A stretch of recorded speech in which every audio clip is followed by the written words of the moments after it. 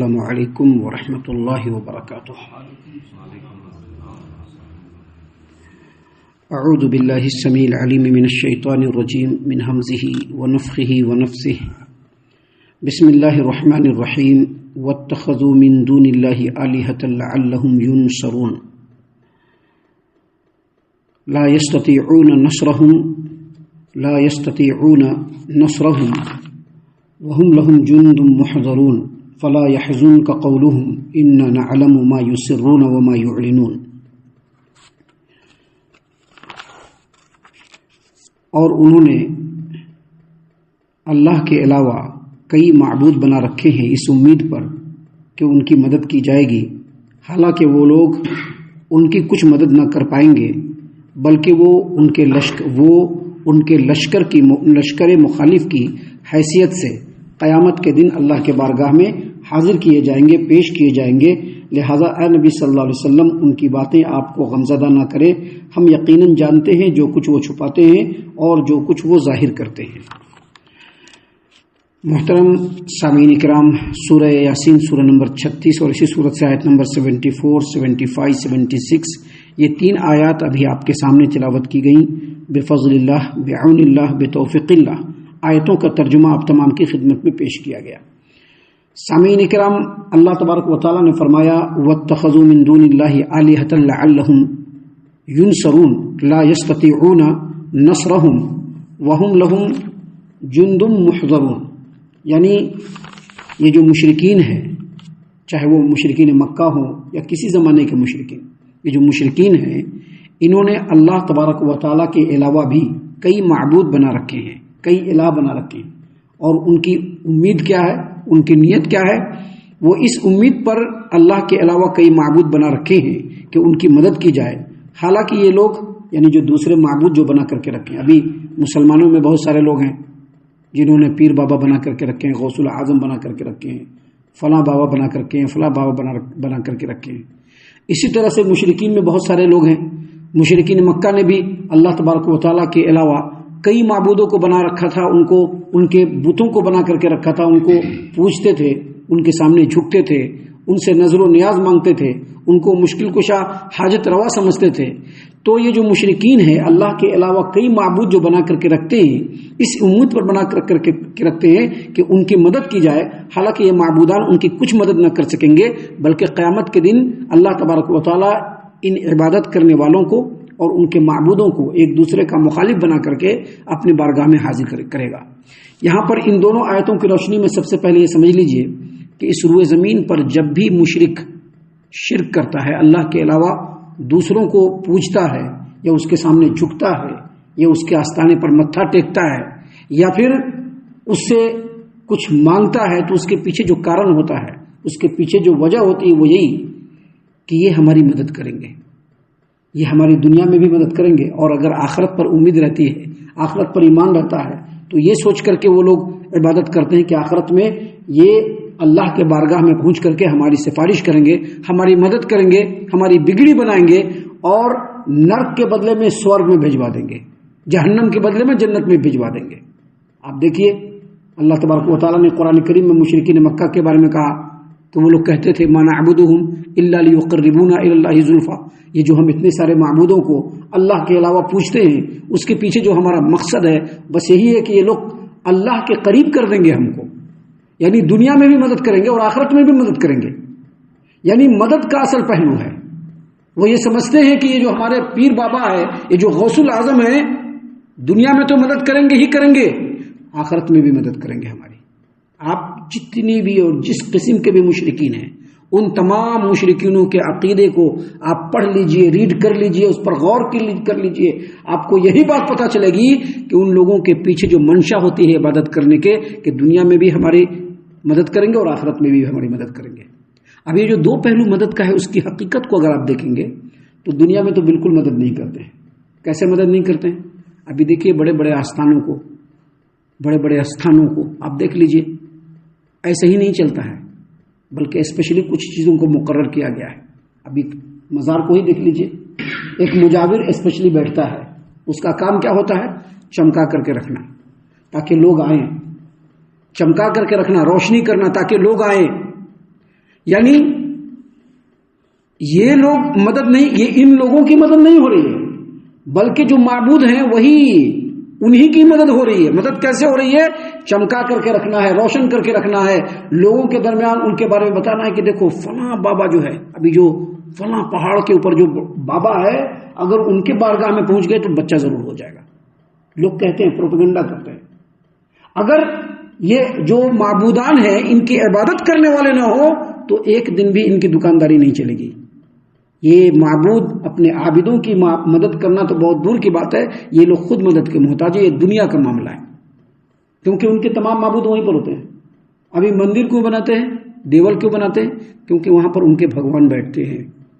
قبر کی پوجا کیوں ہوتی ہے؟ کیونکہ قبر میں ہے۔ ابھی کوئی کہے گا کہ نہیں یہ مسجد، یہ تو مسجد صرف گھر ہے جہاں عبادت کی جاتی ہے، جہاں پر اللہ نہیں ہے۔ اللہ کہاں ہے؟ اللہ عرش پہ ہے۔ اللہ عرش پہ ہے نا، اللہ تو کہیں پر نہیں ہے، اور وہی تنہا عبادت کے لائق ہے، اس کے علاوہ کوئی عبادت کے لائق نہیں۔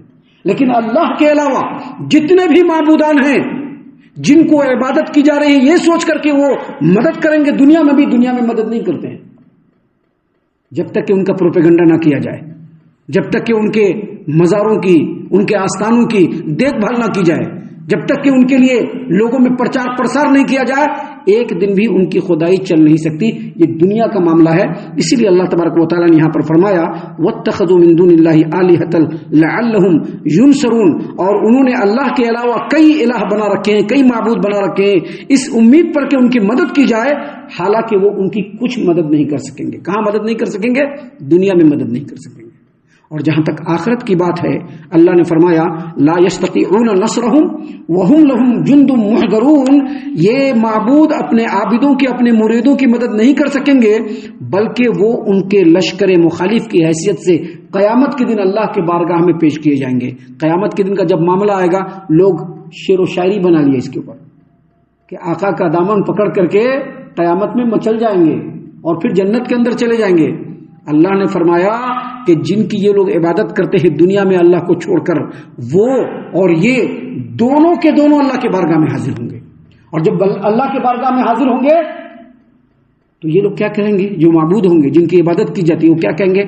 ہم نے نہیں کہا تھا عبادت کرنے کے لیے ان کو، یہ لوگ اپنی مرضی سے ایسا کر رہے تھے، ہم اس سے بالکل بری ہیں۔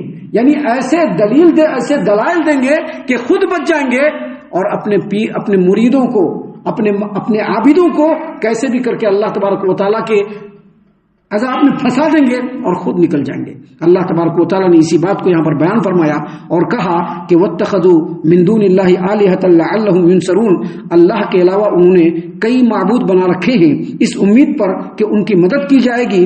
لا يستطيعون نصرهم، حالانکہ یہ جو معبودان ہیں اپنے مریدوں کی، اپنے عابدوں کی بالکل مدد نہ کر سکیں گے، بلکہ لا يستطيعون نصرهم وهم لهم جند محضرون، بلکہ وہ اور ان کے لشکر مخالف کے حیثیت سے قیامت کے دن اللہ تبارک و تعالیٰ کی بارگاہ میں پیش کیے جائیں گے۔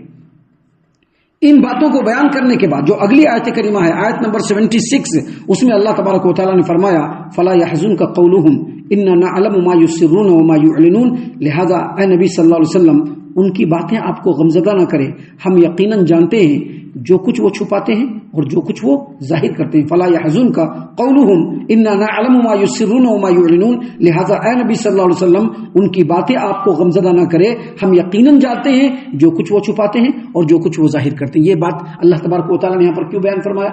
اللہ نے یہ بات نبی کریم صلی اللہ علیہ وسلم کی تسلی کے لیے بیان فرمایا۔ کیوں؟